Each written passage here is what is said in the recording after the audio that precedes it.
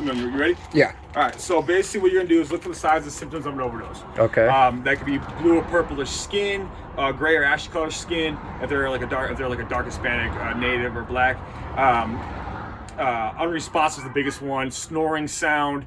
Little to no breathing. So what you're gonna do is we tell you if you think they're an overdose, take your knuckles like this and rub their sternum rub here real hard. Okay. If they don't have any kind of reaction to that, they're most likely in an overdose.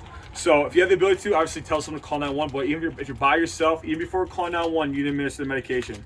So in this kit, there's gonna be 3 vials and 3 syringes. This is a large intermuscular syringe. It goes in a muscle, not a vein. It'll blow out anyone's vein. Okay. So if you see this little thing right here, take the blue cap off. It's annoying. There's a solution. Yeah. So what you're gonna do is you're gonna turn it upside down, pop the orange cap on this vial. There's a little plunger. Okay. Stick the needle just through the thing. Make sure the tip is in the solution. Suck up the entire solution into the needle. It doesn't matter if there's air in this. If there's syringe, it's going to muscle, like I said, not a vein.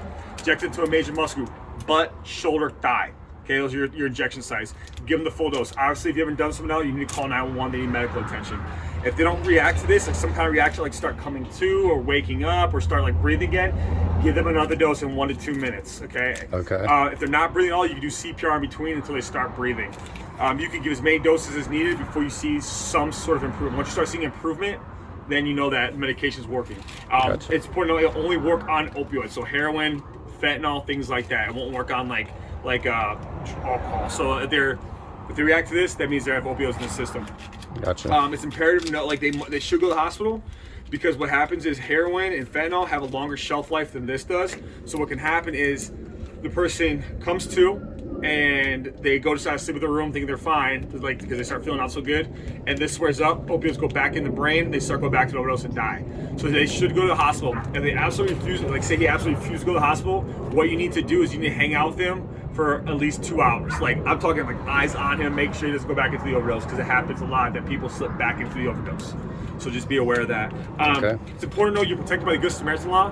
What the Good Samaritan Law means is basically, so if you call 911 and say the cops show up, I show up, whatever, and there's like drugs and paraphernalia at the scene, the people who are rendering aid and the person suffering an overdose are protected from criminal prosecution and possession of drugs and drug paraphernalia. So basically what that means in the city of Tucson, you will not get arrested for it. Cops will take you, obviously, but no one's gonna get charged with like a pipe or a little bit of dope or stuff like that.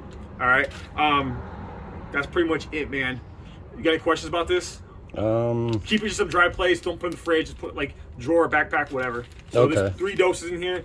Important to note, you cannot hurt somebody with this. You can only help. So if you suspect that he's an overdose, give it to him. Okay. All right. So don't hesitate. Just give it to him. I got my Kodak guy too. I'll have we give you his card. That way Okay. you have this information as well.